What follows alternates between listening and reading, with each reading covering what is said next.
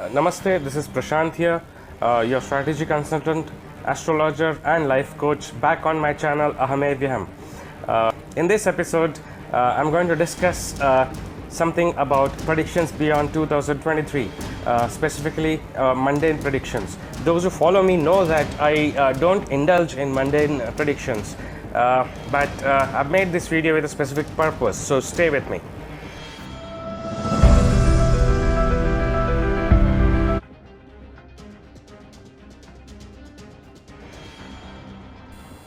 In this video, I'll begin on a lighter note and I'll cover certain mundane predictions generated by ChatGPT, if you've heard of it.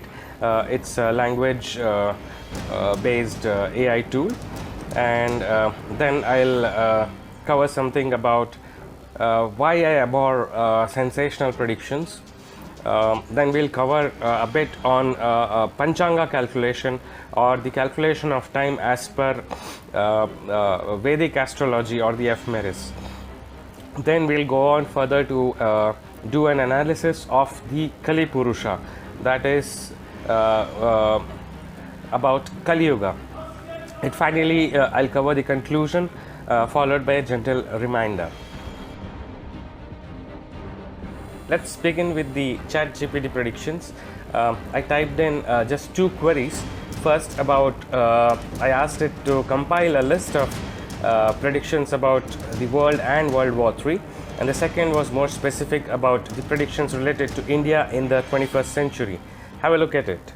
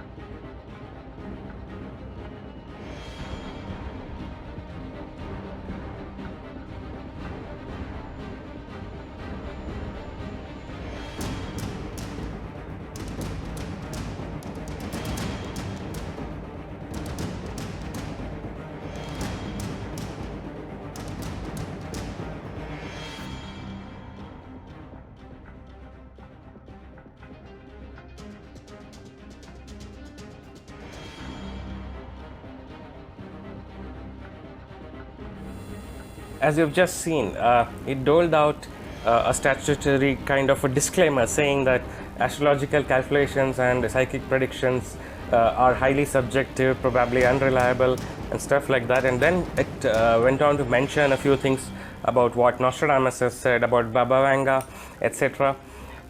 And when I asked it about India, it mentioned a few predictions that India is going to rise as a global superpower. There could be natural disasters and calamities and so on and so forth. So what ChatGPT does is it kind of scores the entire web for information and then generates these outputs or answers. So that means these are what are available in the public domain. Now compare ChatGPT with humans as in those astrologers or psychics who are doling out predictions after predictions, and some of them are listed on the screen right now. For example, there are so many astrologers who are talking about an impending World War III in 2026, that is 3 years from now. There are claims that 2/3 of the world population could be decimated by the end of this decade. There are certain astrologers who are also claiming that only 33 crore Indians will remain alive by the end of the decade, and something like that. And they have given some world population figures also in a similar manner.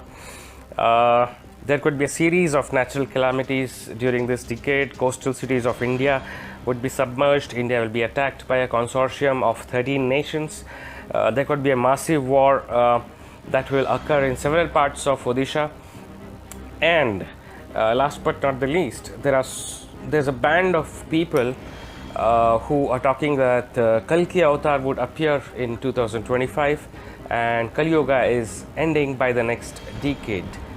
Now, I don't have any problems with the rest of the predictions regarding the Third World War, natural calamities, decimation of the population, India under attack, etc. These are very much possible. There could be astrological indications that through which you can foresee or predict such events. But talking about the end of Kaliyuga and the Kalki avatar appearing, that is the 10th avatar of Lord Vishnu, I have serious objections over those kind of illogical and sensational predictions. I'll explain why.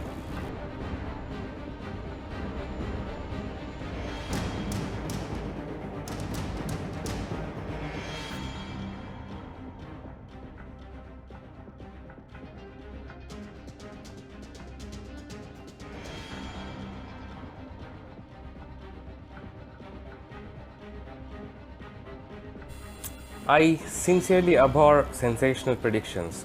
The reason being astrological predictions can never be sensational. A lot of background work is needed. Those of you who are students of astrology or who are practicing astrologers will know this very well, that there has to be factual approach to the issue at hand.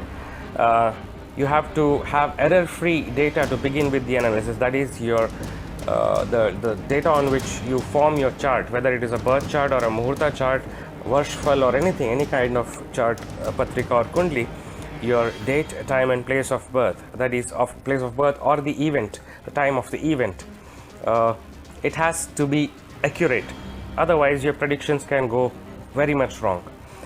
Third, you need to apply the Vedic astrology principles in a very, very proper manner. Just can't go around doing haphazard and whimsical kind of predictions.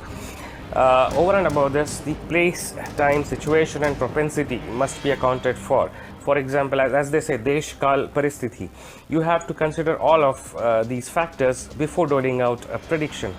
And what are the major hurdles as far as mundane predictions are concerned is accurate chart for the nation and current leaders is difficult to procure, because many of the charts that are cast for nations could be obscure. For example, we use a particular chart for India with Taurus as the ascendant, considering 15th August 1947, the midnight time when Sri Jawaharlal Nehru addressed the nation, declaring India as a free nation. But practically speaking, we really don't have a declaration, an official declaration of independence. So how are you going to predict about India? And there are similar such difficulties for many other nations. And as far as the current leaders, VIPs and personalities, public personalities are concerned, it is really hard to get their exact date, time and place of birth. So that is one hurdle. It is difficult to consider charts of future leaders without even knowing their names. For example, before the advent of the millennia, could anyone predict that Sri Modi ji would be the Prime Minister of India one day? He was not even the CM of Gujarat, before 2000. So in the 1990s, so nobody could have predicted that, because we would have not even heard of his name. So how if a major leader is going to take charge in the world affairs, how will we predict without even knowing who that person is, without getting his details? And further, vague questions can never be analyzed. And one also needs awareness of geopolitical situation with pragmatism, which is lacking most of the times as far as the astrologers who dole out sensational predictions are concerned. And one more thing that I want to quote from my own side, quoting literature. that is cryptic or mystic in nature is utterly immature and unprofessional by any standard as far as astrology is concerned. Others may do it out of their faith or belief. Astrologers cannot do that because whatever astrologers predict has to be backed by sound astrological principles. Period.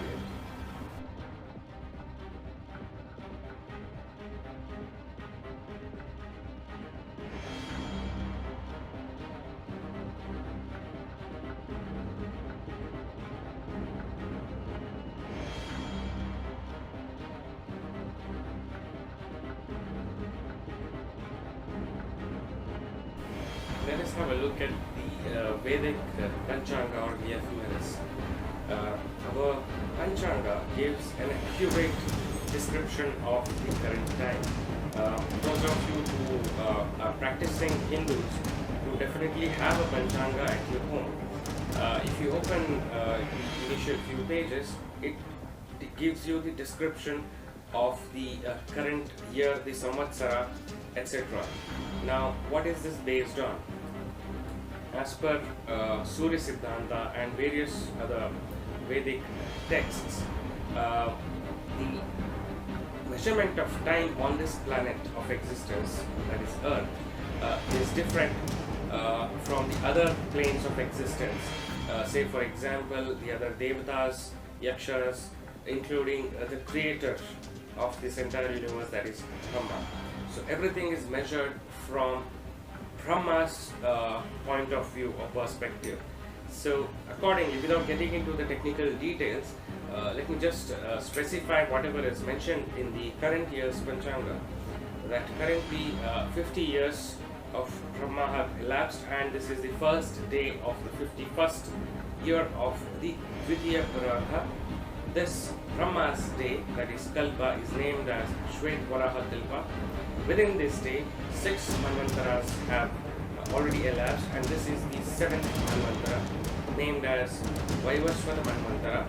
Within this Manvantara, it is the 28th Mahayuga, where Krita, Treta and Dwapar Yugas have elapsed. This Kaliyuga began in the year 3102 BC in the proliptic Julian calendar. So, such a beautiful and detailed description is given in our Panchangas or Vedic Ephemeris.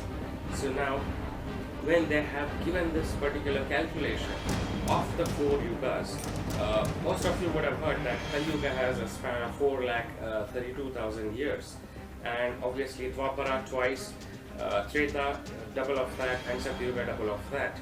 So that is the lifespan of, or the time span of the 4 yugas, and the Panchanga gives the description from the POV of Brahma, that is considering Brahma's age, which is considered as a total of 100 years. So such a beautiful description.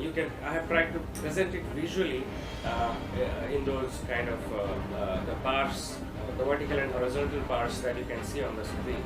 You can pause the video and try to analyze what is being depicted.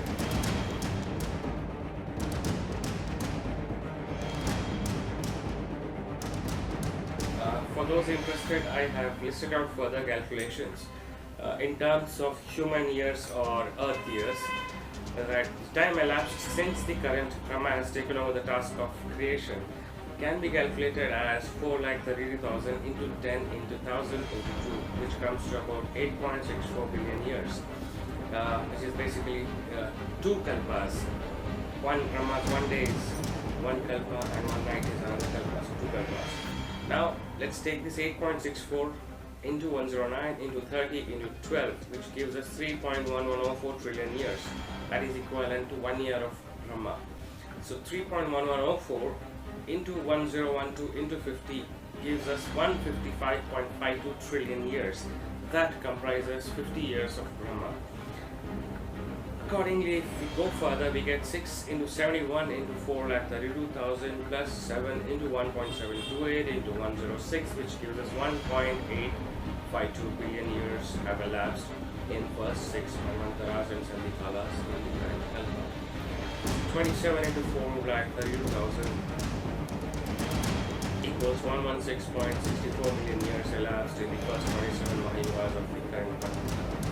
So 1.728 into 106 plus 1.296 into 106 plus 8,64,000 gives us 3.888 million years elapsed in the current Mahayuga. So 3102 plus 2023, the current year, gives us 5125 years elapsed in the current Kaliyuga. So 5,125 years have elapsed in the current Kaliyuga. Going further, we'll also calculate what is left and when is Kaliyuga going to actually end.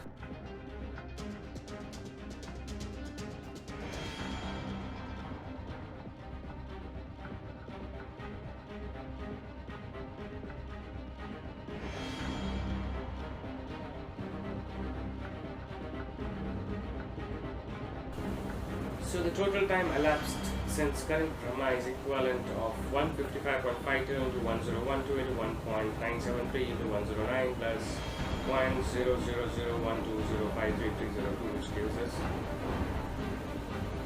155.521, etc. years. So the current Kaliyuga began at midnight of 17th or 18th February in 3102 BC in the proleptic Julian calendar.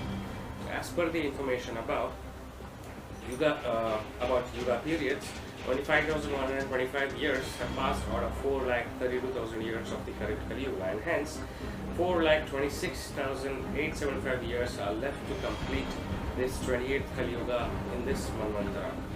Now that is the accuracy and depth of calculations given as per our Siddhantas and principles of Vedic astrology. So far so good. I hope you have been able to understand what I am trying to present. Else you will have to actually learn the mathematics behind astrology, that is Vedic astronomy, to understand the calculation of the timelines. Now, considering that Kaliyuga began on 17th or 18th of February 3102 BC, we can actually do an analysis of the chart of the Kali Purusha. Now, factually speaking, it is said that the Kali Purusha was born during the Samudra Mantara itself in Satyuga or the Krityuga. So, it would be highly impossible to actually calculate the birth chart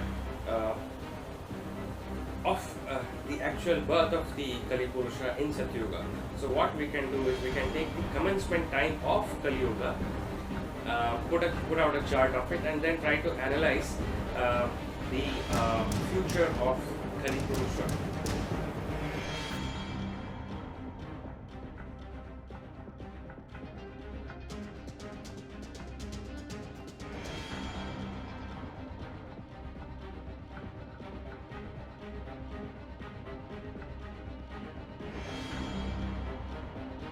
What you can see on the screen is the birth chart of Kali Purusha, of course a symbolic one, considering 17th or 18th of February 3102 BCE. I've taken the sunrise time as the ascendant. So obviously the Kal Purush chart that all astrologers check for certain predictions begins from Aries. So I've taken Aries as the ascendant. And you can see that the Sun, Mercury and Venus are occupying the ascendant, where Venus is retrograde. Sun obviously is exalted. You have Ketu in the second house. You have a debilitated Mars in the fourth house. You have a debilitated Moon in the 8th house conjunct Rahu. You have Saturn in the 11th house in its own Mool Trikona. And you have Jupiter in the 12th house, again in its Mool Trikona. And it's a very interesting horoscope if you look at it. And what can be seen basically from this horoscope is that the ascendant lord itself is debilitated. The karaka of the mind or the moon and the karaka of happiness is debilitated. So when you have two major planets that are debilitated, there is definitely some kind of certain dosha in the horoscope itself. Although the fifth lord sun is exalted in the ascendant. Now, there are many permutations and combinations that you can discuss about. There are certain yogas that are available in the horoscope, so I would not delve into that. The whole purpose of presenting this horoscope is to assess the longevity of this Kali Purusha, that is, to know whether this Kali Purusha is going to lead a full life of 4,32,000 years, or is the Kali Purusha going to die prematurely. So from the astrological principles, what we can look at it is that there are three kinds of arishta that can strike a nativity at a very young age. Number one is called as Bala Arishta, or death before 8 years. Number two is Madhya Arishta, or death before the age of 20 years. And number three is Yoga Arishta, or death before 32 years. So let us have a look at this particular horoscope to check if it is suffering from any of these arishtas. And yes, even if you are aware of basic astrology, you will know that a debilitated moon in the 8th house specifies Bala Arishta, or death before 8 years. Moreover, the ascendant lord is also debilitated, and there are many other weakening combinations in the horoscope. So let's try to dig deeper.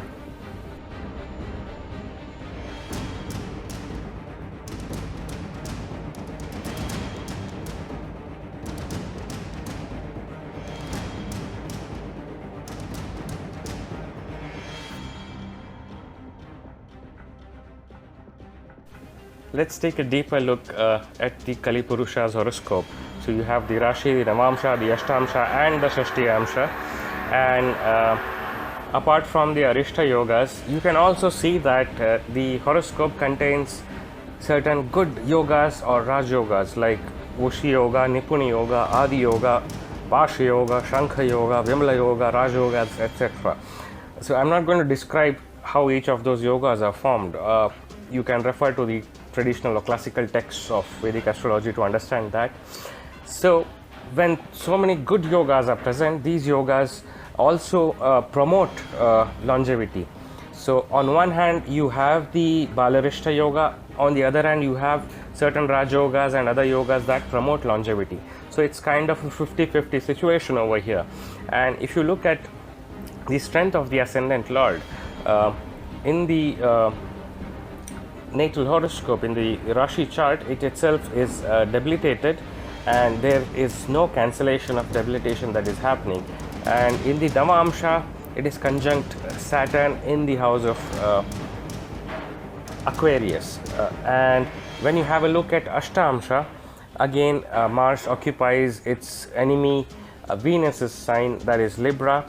And when you have a look at the Shashtiyamsha, Mars again occupies its enemy's sign, that is Virgo. So each of the places the ascendant lord is not happily disposed. Then there are other factors also that come into play when it comes to longevity. We have to look at the second lord, the third lord, the 8th lord, the 12th lord. So when you analyze all of this, the situation again is a kind of a 50-50. And as far as Shadbala is concerned, Mars doesn't seem to be very powerful in that, although the most powerful planet in the horoscope here is Sun, followed by Venus. So these are the two most powerful planets. And Venus, mind you, Venus is occupying the ascendant in retrograde. So Venus here is the second and the seventh lord. Now, being second and seventh lord, Venus is a Maraka. For an Aries ascendant chart, Saturn, Mercury, Venus are malefic planets. In fact, more than Saturn, Mercury and Venus are malefic that are also occupying the ascendant. So where does this lead us? Let's try to analyze.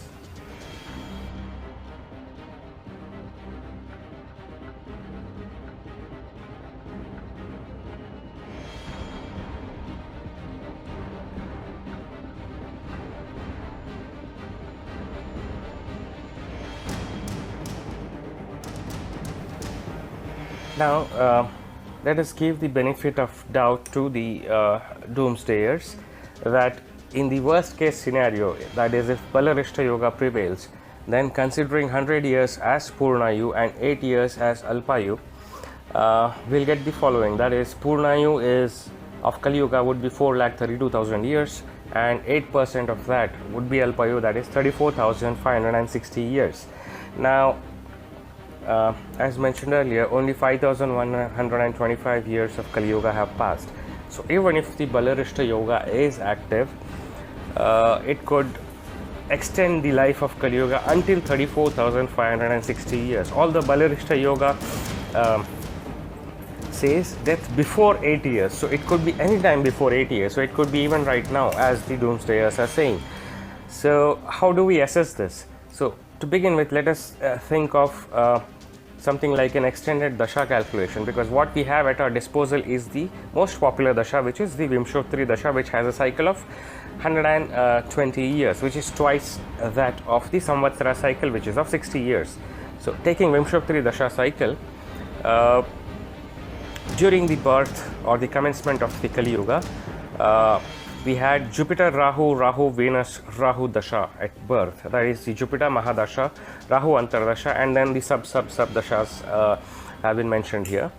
So at that is the current time at 5,125 years, the 43rd cycle of the Vimshottari Dasha would begin, and Jupiter, Rahu, Venus, Rahu Dasha would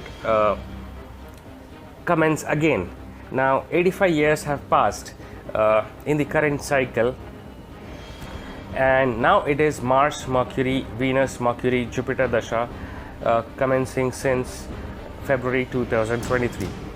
Now if you look at it in the conventional manner, there is a Dasha Chidra around 2026, because the Mars Mahadasha would end and the Rahu Mahadasha would begin, and Dasha Chidra is going to be a period of turmoil. It is going to bring in certain changes and problems at the global level.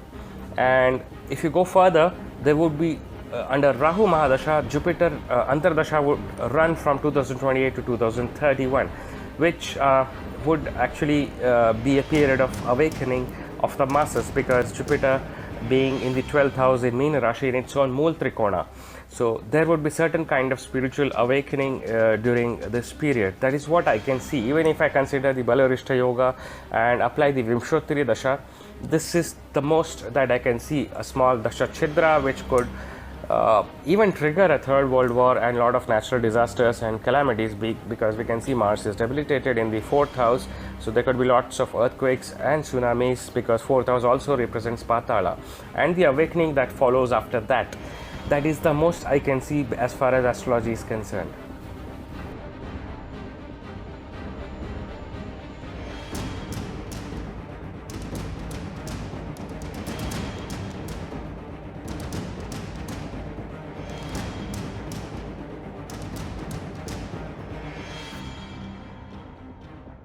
So how do we ascertain the lifespan of the Kali Purusha? Through traditional astrology, we will have to arrive at the Maraka Dasha. So let us do the Maraka Dasha calculation. There are two different approaches that I have utilized. The first one is the repetitive cycle of the Vimshottari Dasha. That is, since we know that Vimshottari Dasha spans only 120 years, and this Kali Purusha has a huge life, right? The lifespan is too huge. So we'll just repeat the Vimshottari Dasha cycle to assess when all these Maraka Dashas are going to commence. So considering the Purnayu of 4,32,000 years, the current running Dasha in the 3,600th cycle of the Vimshottari, we have Rahu, Mercury, Venus, Saturn, Ketu. Now I've considered this particular time period as the Maraka Dasha because if you consider the Purnayu of Kali Purusha, that is 4,32,000 years, since the commencement or the birth of Kali happened in Jupiter Mahadasha, obviously the end would happen, if considering the complete cycle of the Vimshottari Dasha, in Rahu Mahadasha. So under Rahu, it would be Mercury Antardasha, because Mercury here in this, for this particular horoscope, becomes a first rate Maraka. if you understand how the effect of marakas are calculated, you will understand what I'm saying.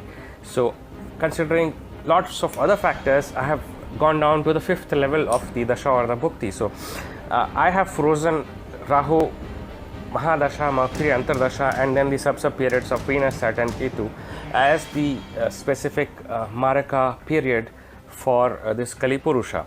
So now when we look at the Gregorian calendar, it would be around 4,35,094 AD when the Kali Purusha's life would end. Now, considering Alpayu of 34,560 years as mentioned earlier, it would be 37,654 AD, which would be the 288th cycle of the Vimshottari Dasha. Now, considering the current decade, the same Rahu, Mercury, Venus, Saturn, Ketu would occur around 2034 AD. That is the 43rd cycle. And considering the current or the next century, in 2154 AD, again the same kind of combinations and dasha would begin in the 44th cycle. So what this makes me feel is that this kind of the Maraka dasha of Rahu, Mercury, Venus, Saturn, Ketu is only indicative of a major shift in perception, regime, power, civilization or era, because I have tried to analyze what has happened in the previous years when this same particular cycle of dasha had commenced. There's a small timeline or a chart or a diagram on the right hand top corner of the screen. So you can have a look at it, that previously the same dasha cycle had occurred in 1914, where we had the First World War. In 1794 there was the French Revolution. In 1674 there was actually consolidation of Europe, and great so-called great kings of Europe had taken birth and seized power, like right from Solomon to David and so and so.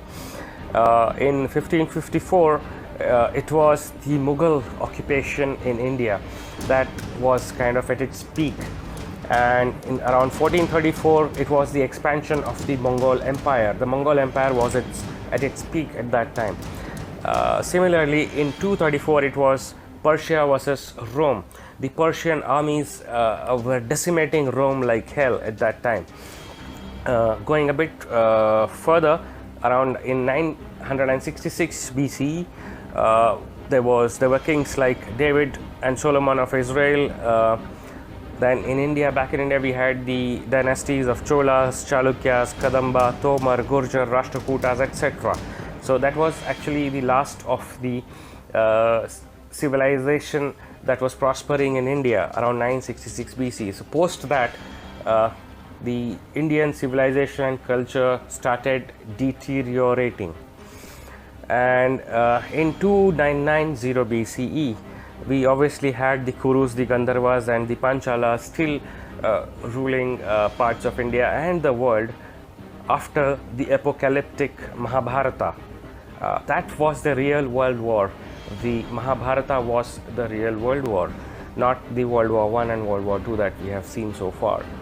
So if you look at these particular years when the same kind of dasha cycle had commenced, what happened was there was people's perception changed, there was change in regime, power shifted from one king to another or one nation to another, there was change in the civilization. So at the most you can say that there was some kind of a change in the overall era, but the world did not end, and it carried on so far as the Maraka Dasha calculation is concerned.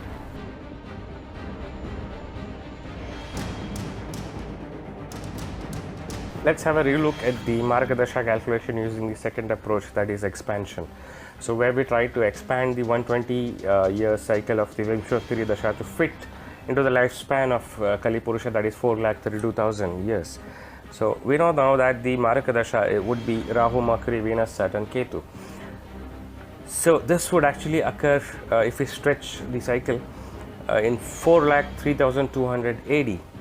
Now, considering Saturn, Mercury and Venus as the Maraka planets, let us see when their Dasha commences from. Saturn Dasha would commence somewhere around 8,100 AD, Mercury Dasha in 76,500 AD, and Venus in 1,62,900 AD.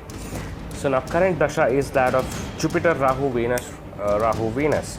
And with this kind of approach, we can assess the age of the Kali Purusha as 1 year, 5 months and 25 days only. That is to say, if we are condensing the 4,32,000 years of Kali Yuga into 120 years, if we are trying to fit it into 120 years cycle, then the Kali Purusha is just a baby of 1 year, 5 months and 25 days.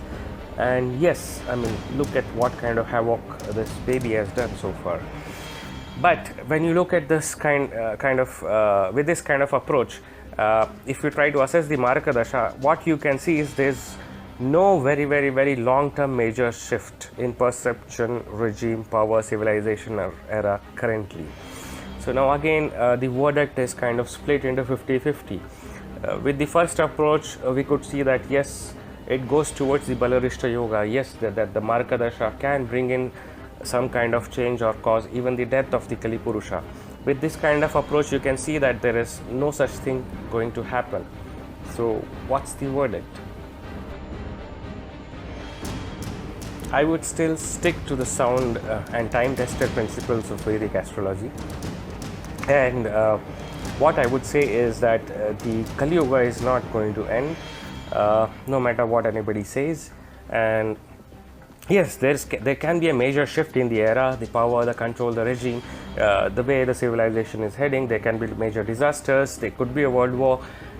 All of these things can happen, but Kali Yuga is not going to end, and Kalki avatar is very far away. Kalki is no more near us at this moment of time, and we are still in the grip of the Kali Purusha. That's the sad part of it. The good part is that the world is not going to end, and as far as Vedic astrology is concerned, one must not get confused by these kind of sensational predictions, and one should always go back to the time tested and standard principles of Vedic astrology, no matter what one feels, what one sees, because as the chart of the Kali Purusha shows, that the ascendant Lord itself is debilitated, and the Karaka of the mind, Moon, is also debilitated. So yes, even the brightest of minds are bound to make mistakes and errors in this time and age of Kali Yuga.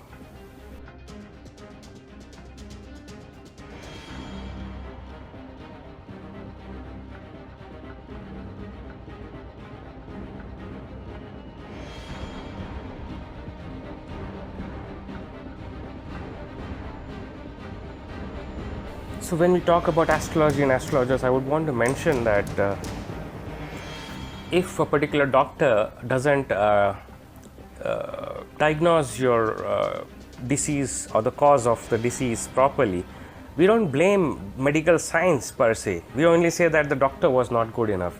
But why do we have this kind of attitude when it comes to our Indian, Hindu and Vedic sciences, especially astrology, that if an astrologer makes a wrong prediction, we don't say that the astrologer was wrong. We outrightly put up a blanket blame on astrology itself, that it's some kind of mumbo jumbo and it's not it's superstition and etc. Those kind of, why do we have that kind of attitude towards our own heritage and culture? I really fail to understand.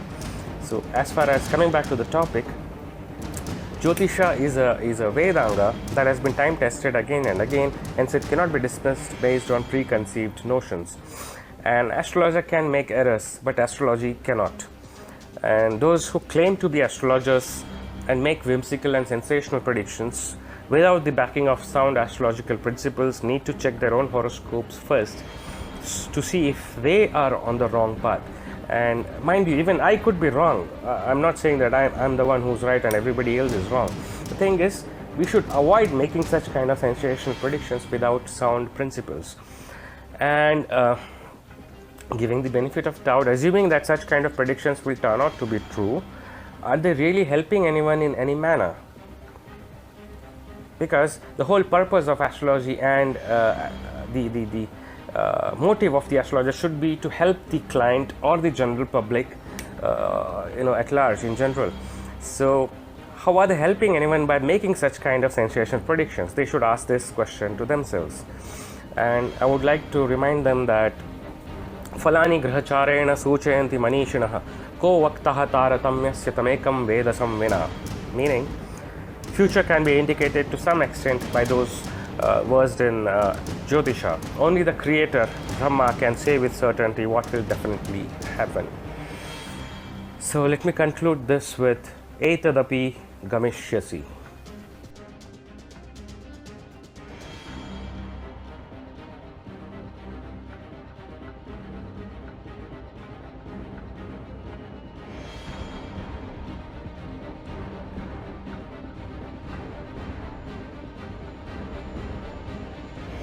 My conclusion would not be complete without a gentle reminder to my fellow peers and astrologers. Ahamevyaham in the Brihad Samhita describes the qualifications of a good astrologer. That is listed on the screen, which broadly he says that one should be adept in astrology as well as astronomy in the Vedas, mantra shastras. There's a description about the character also, that the person should be a man of character, religious, righteous, must have obtained siddhi, should have an agreeable appearance, have humility with clean habits, well versed in rituals, expiatory ceremonies, must have faith in God, must be a master of the 10 calculations, that is all the basic calculations involved in astrology. He should also know the 5 siddhantas, specifically Surya Siddhanta, should be well versed in texts such as Vrihajataka, Krishniya, Faladipika, Dashadhyayi, etc. And no prediction should be made unasked for or to one who wishes to test an astrologer. Now, these things are specified by Ahamevyaham in his Brihad Samhita. A similar thing is mentioned in Brihad Parashara Horashastra also. Ganiteshu pravino yah shabda shastre kritashramah nyayavid buddhimana deshadik kalajno jitendriyah. That means a person who wants to learn astrology should know mathematics, well versed in the use of words, have ample patience, be a good adjudicator, be an intellectual, tell a result in an explicit way, keeping in mind the place, direction, and time, be a master of his or her own senses. So these are the qualifications to learn astrology. So then imagine, once you have learned astrology, what further qualifications are needed to be called as an astrologer. It is for the astrologers and the learned people to think about this before making or doling out any kind of sensational or eye-catching predictions which lack the backing of our shastras. I hope you guys have enjoyed this video. So stay tuned for more. I'll be coming out with more predictions, and probably I'll also dole out certain mundane predictions looking at the kind of environment we have on social media these days. Till then, take care. Ciao.